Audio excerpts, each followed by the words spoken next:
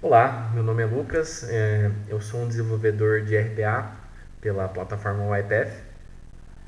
Eu estou criando essa playlist tanto em inglês e português para mostrar para vocês como nós iniciamos um projeto de RPA e o que você precisa saber antes do desenvolvimento em si. Então, se você quer participar de um time de RPA, você está participando, está iniciando agora, ou quer entender melhor, mesmo já tendo alguma experiência, né? Esse vídeo é para você. O que eu quero com essa playlist é descrever o que um analista, né, de negócio ele faz dentro de uma equipe de RPA, de um projeto de RPA. Então, para isso, eu vou fazer alguns vídeos bem pequenos, bem curtos, para cobrir as partes mais importantes, né, dessa função que é o analista de negócio. Então, vamos entender aqui pela documentação do YPF, ela diz que o analista de negócio é responsável por mapear o as is, né, o como é do processo e mostrar um to be do processo, né, propor um to be do processo, na verdade. O to be é como deve ficar, né?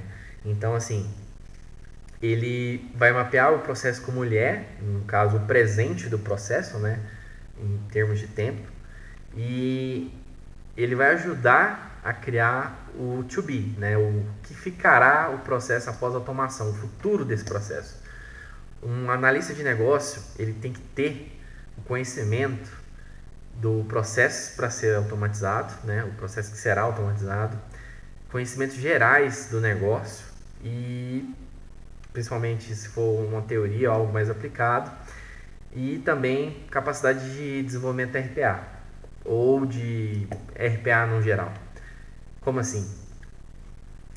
Como ele faz uma ponte entre as duas áreas, né, a área de negócio da empresa, né, e entre a área de desenvolvimento em si, né, da equipe de RPA, ele tem que entender os dois lados, não de maneira profunda, mas de maneira a ser suficiente para ele tratar problemas entre as duas áreas. Então, ele tem que saber os limites da ferramenta que o time dele está usando e ele também tem que saber os limites do processo até onde a equipe vai conseguir automatizar o que não vale a pena automatizar. Então, por isso que eles também são responsáveis por listar todos os requisitos, clarear também, né, as entradas do processo e os resultados esperados como saída, né? E também criar a documentação do RPA. Então, assim, ele tem um papel fundamental e na maioria dos times pequenos, essa função ela é feita pelos próprios desenvolvedores, né? Porque acaba que coletar processo para RPA não é a mesma coisa que coletar processo para negócio, né? Ou para, vamos dizer, mapeamento mesmo, propriamente do processo, ou documentação do processo. Por quê? Bom, vamos entender um pouco melhor o que é um processo, né? O processo nada mais é do que, de acordo com a documentação do YPF, um, um conjunto, né, de interações entre atividades que transformam entradas em saídas. Então, assim, ele vai ter como componentes entradas, fluxos de processo, aplicações de destino ou aplicações de entrada mesmo, né? E saídas, né? Então, o que você tem que entender disso? Vocês têm que entender que um processo ele vai ter um conjunto de ações a serem feitas e esse processo pode ter um fim ou ele pode ser feito sempre, mas tecnicamente ele sempre terá um fim, né? Só que ele é repetitivo, então ele se repete. É diferente de um projeto. Um projeto você tem início, meio e fim e acabou, né? O processo não. E outra coisa que vocês têm que entender é que o processo ele tem algumas coisas que você tem que entender dele para que ele funcione. Então é aí que entra o procedimento, né? A parte de procedimento ela explica quem é responsável por cada parte do processo, quando cada parte do processo vai ocorrer, né? Como tratar os erros ou exceções do processo e as especificações de cada parte do processo. Então, assim, você, por exemplo, tem um processo que envolve duas áreas diferentes, você é obrigado a saber quando, como um analista, né, do negócio, quando cada área vai entrar nesse processo, quando que cada parte do processo vai acontecer, quais os erros que esse processo pode dar, por exemplo, falta de informação ou o sistema parou, alguma coisa do tipo, as especificações que precisam ser aplicadas em cada parte do processo, por exemplo, formatar um arquivo para que seja possível aí a continuação da execução, né, aprovar alguma coisa, né?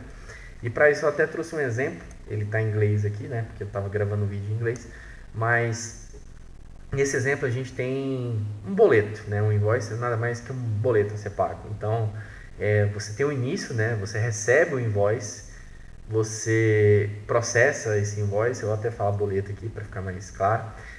Você faz uma checagem final, você aprova o pagamento desse boleto e aí você paga. Isso é um mapeamento de processo para o negócio, para documentação.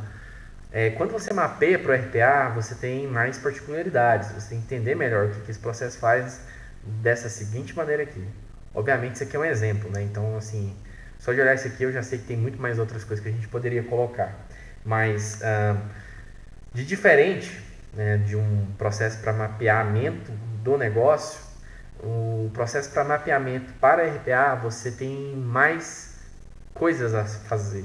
Então, assim, antes de você aprovar esse boleto, você tem que checar se está faltando dado.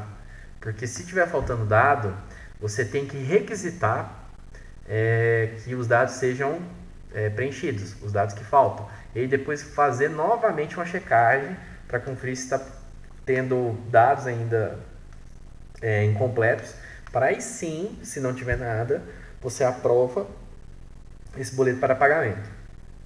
Depois você paga, só que se você tiver mais boletos, o que provavelmente é normal nesse processo aqui, né? Você tem que repetir todo o processo. Então você só para esse processo quando você não tem mais nada para processar. Obviamente aqui a gente poderia ter outros campos para checagem, né? Mas o intuito desse vídeo aqui é para vocês entenderem o básico, né, de diferenciação entre um processo para negócio e um processo para RPA. E também, né, obviamente, o que é um analista de negócios, o que é processo, o que é procedimento, para que depois nos próximos vídeos, né, a gente possa detalhar melhor esses outros temas, né, que eu citei aqui. Então é isso, espero que vocês tenham gostado. Qualquer coisa, dê um like aí, né, pro vídeo, sugestões também, estou aberto a sugestões. E é isso aí. Muito obrigado e até mais.